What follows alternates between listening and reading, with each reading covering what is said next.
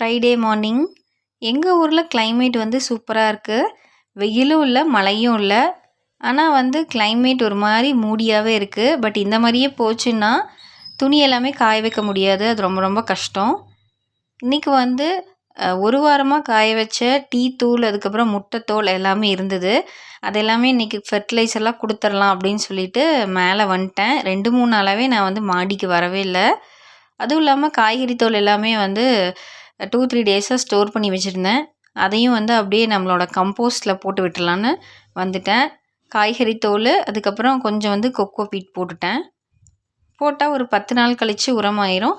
நம்ம செடிகளுக்கு கொடுக்கும்போது இந்த மாதிரி சூப்பராக கலர்ஃபுல்லாக பூக்கள் வந்து வைக்கும்.